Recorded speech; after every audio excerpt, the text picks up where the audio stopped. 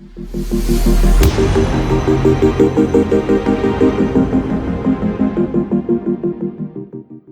my name is Gibson, and I'm the owner and founder of the Personal Development School. This is your daily breakthrough video, and today we're going to talk about how to overcome and reprogram core wounds as the anxious attachment style individual. And this is a really exciting topic. So, one of the most difficult things about overcoming your core wounds for this attachment style is that you will often, if this is you, or if this is somebody you care about, this attachment style often has a really hard time reprogramming core wounds and questioning some of their beliefs and assumptions because they're too busy hanging on to their unmet needs and hoping that they can get those needs met from outside of themselves. So one of the biggest challenges for the anxious attachment style person is learning how to stop abandoning themselves emotionally in order to connect to others, okay? So a lot of times, this individual comes from a space, so we know how anxious attachment style comes about is because there's a lot of inconsistency in parenting or, in the parent-child relationship. So it could be that one parent's really warm while the other parent's really cold, or, emotionally unavailable and emotionally available. It could be that both parents are really warm, really caring, but they work a lot, so they're really present, really there, and then gone very often. And so that juxtaposition sort of creates that feeling of inconsistency. And what a young child will interpret through this experience is that, they're being rejected, they're not enough, they're abandoned. They can't trust somebody not to abandon or leave them. And there's a lot of feelings of like alone, unloved, unworthy. Like we'll sort of make all of these interpretations, all these feeling-based interpretations that are stored in the nervous system. And this is basically how a trigger comes about in the first place. So you can think of a trigger as stored emotion that's happening so consistently over time that you're getting the same emotional imprint so often that it becomes its own program. And because how the subconscious mind basically works is or one of the functions in a way, is that we remember everything. Our subconscious holds on to all memories, and all of those memories keep all of the emotion from that memory intact. So if you think of a favorite childhood memory from way back, when you rethink about that memory now, let's say it's a really happy memory and there's lots of joy in it. As you tell the story of that memory, you're going to re-experience those feelings of joy that are attached to that memory. And that's because all of those emotions stay. So when you have a negative emotionally based experience that you couldn't process, okay, something that's considered traumatic because you didn't have the tools to emotionally process or make peace with at that time. Basically what's happened is you've got all this negative emotional storage that's basically trapped in your subconscious mind, and when something touches on it, it triggers it to flood to the surface. And now you're experiencing the emotion from, right now in the present moment, the thing that triggered all the stored emotion plus all the stored emotion coming to the surface at the same time, okay? So we want to be able to not just, cope with these things and just, do some breathing exercises and let time pass and try to be okay and then get re-triggered again 3 days later. Like we want to be able to dive into the root causes of these things and find a way to reprogram them and work through them in a way that's effective and creates long-term and lasting change, okay? So I want to just take you through for a moment, like the anxious attachment style experience that I see a lot of the time, because a lot of you will be able to relate to this, or if this isn't you, this is something that you can think of for your partner, so, or your friend, or the person that you're watching this video for. So the anxious attachment style, because they've got these wounds, these repetitive emotional experiences around feeling rejected or abandoned or unworthy or not good enough or alone, this emotion is like part of their nervous system. This is secondary to them. So the moment somebody might leave them or abandon them or take space or pull away, they start having all of these feelings come to the surface again. And so for this individual, they will literally feel like they're going through this roller coaster of emotion. Like their partner could not text them back for a few hours, or they could be dating somebody and that dating relationship is unfolding and they don't get a text message back. And, consciously it might be like, you know what, this isn't a big deal because, we're just dating. We don't have to text every few hours. We don't have to talk every day even. Nothing serious yet.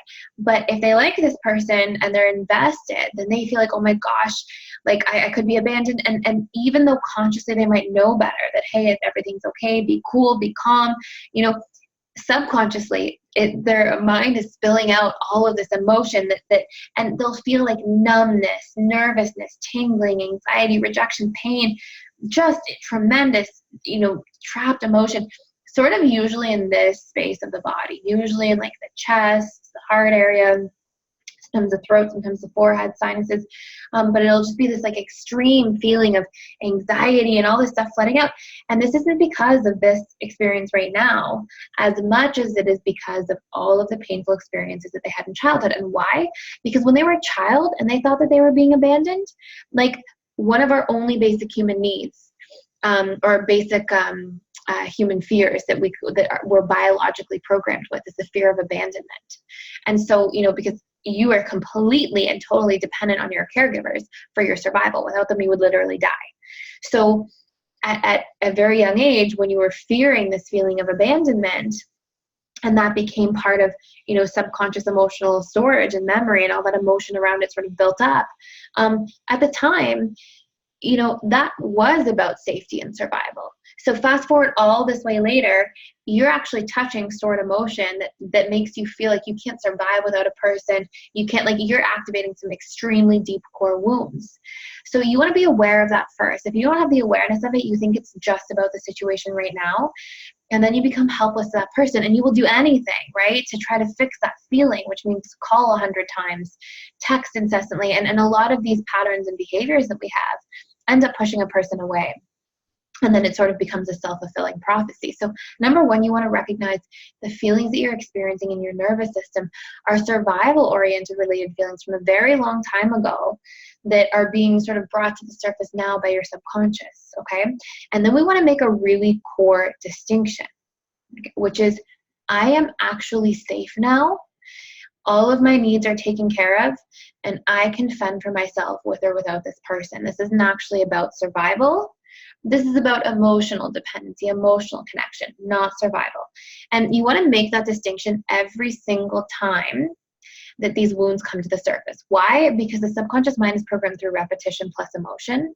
So what you seriously want to be able to do is repetitively reassure yourself just on that one specific point, because over time that will have a dramatic impact, which will help to just minimize some of the intensity of those emotions that are spilling forth, okay? Because seriously, all this way later in life, you can take care of your own needs. You don't need to rely on a partner or another person in order to actually survive the way that you might have felt, that you totally did, because that is the truth of your experience all the way back in childhood when you developed this attachment style in the first place, okay? So that is super important. Now, the core wounds that you'll probably feel are rejection, abandonment, not good enough, alone, and you'll feel this anxiety and panic kind of in your nervous system chest area. And a lot of people will tell me that they don't want to do reprogramming work. They won't say that they don't want to, but they'll be hesitant to do reprogramming work because they're more interested in connecting with the other person, fixing it with the person. And that can be really great in some ways, because anxious attachment styles can end up being really great communicators, can be wonderful at expressing themselves. They have a deep need to sort of be seen, heard, understood, expressed, as a means to form that connection. It's sort of this activating strategy, and that's perfectly fine, and that can serve in so many different contexts. But we just want to make sure that that is not at the expense of self-connection, because really, at the deepest roots, what is going to heal these wounds on a permanent basis is the ability to self-connect. So the anxious attachment style usually wakes up and starts thinking about other people and other things and other experiences outside of themselves. And they all day are more or less hypersensitive to their environment and what people think about them, what people are feeling towards them, how their relationships are, what people might be saying about them. They will be so tuned into everything outside of the relationship to themselves. And so seriously, this attachment style has this deep wound that they keep perpetuating by playing it out themselves, that they need other people, and they emotionally abandon themselves. This is what the wound is itself. They emotionally abandon themselves in favor of approval or connection, Okay, so anxious attachment style people will often be in relationships they don't want to be in just to sort of keep the connection alive, or they'll be so afraid to leave somebody in case they don't find somebody else, or they'll get really down this rabbit hole of doing things for other people they don't even want to be doing. They may not even know that they don't want to be doing these things, all because they're so focused. Their primary focus is on their need for connection. Okay, which is usually at the expense of connection to self, or often can be. We can say that safely, often can be at the expense of themselves. So think about this for a moment. Imagine that like all day long, you are obsessively to some degree, whether you're consciously aware of it or not, thinking about what people think about you, what they feel about you, what they're going to say about you, about how the conversations went with all these different people, about what you should do differently, what you would do differently, what should have happened, what shouldn't have happened. Like, if this is where most of your thoughts and feelings are, because thoughts really produce feelings the vast, vast majority of the time, if this is where, all these thoughts and feelings are throughout the day, who's here in your business meeting your emotional needs? Who's here doing you? Who's present with you, checking with how you feel, what you actually want? Nobody.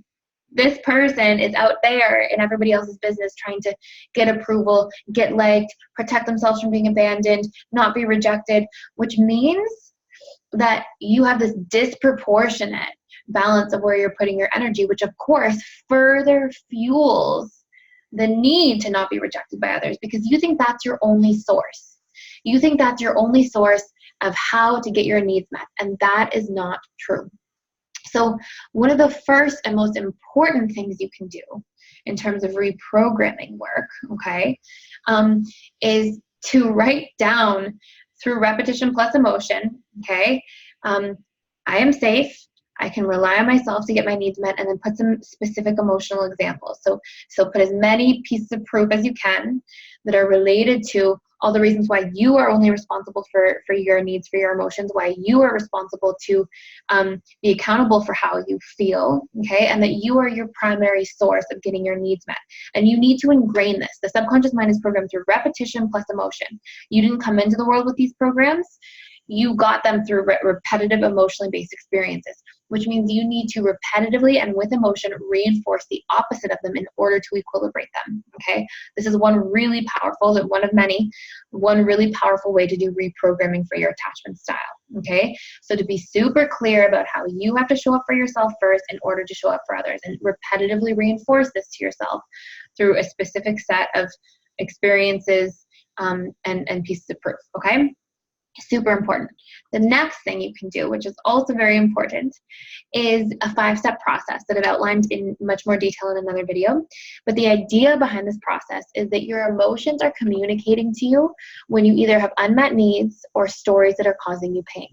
Okay, so for the sake of this way of reprogramming, we're going to use this 5-step process. The 5-step process is the moment you feel pain, step number 1, the moment you feel pain, you want to be able to identify the pain and label it, okay? So let's pretend that you are going to be going on a date on Friday night, and the person hasn't fully confirmed. And so you start to feel what? Okay, so you feel that emotion. It's going to be anxiety, panic, distress, abandonment, rejection, fear, any one of those feelings or multiple of them. So just identify the emotion, just notice it, get in touch with your feelings, because when you're in touch with your feelings, you can do something with them. You can convert these feelings into the thoughts and stories that are stored at a subconscious level so that you can actually work through them and process them. And this is a fantastic way of reprogramming them out, like deprogramming them basically. So number 1, label your emotions. Notice and label your emotions. Number 2, ask yourself this question. What meaning am I giving to this situation right now that is causing me to feel this pain? So this meaning might be, I'm not good enough, this person doesn't like me, they don't care about me, I'll never find a partner, they're rejecting me, I'm not smart enough, not cool enough, not exciting enough, like whatever it is, put them on paper. These are the ones that I hear all the time. And most attachment styles have the same core wounds over and over and over and over again. So those stories are usually what I always see for anxious attachment style individuals. Okay, so put all of your paper, or put all of your just do a dump, like, of all of your different stories, your thoughts, beliefs, assumptions on paper. The next step is question them. Can I absolutely know that these are true? We're not sitting here trying to make you feel like, no, the person's not rejecting you. They adore you. They want to marry you. Like, you're not here to lie to yourself when you do this work. You're here to undo anything that already is a lie to yourself. Because when you're sitting there and you're, looking at your phone and you're thinking, oh my gosh, I'm never going to find a partner. I am not good enough for anybody. I am not exciting. I am not fun, whatever it is. Like, those are probably already lies that you're telling to yourself, okay? So the idea is not to, like, tell new lies. The idea is to undo lies that already exist through questioning them. Can I seriously know that this is true?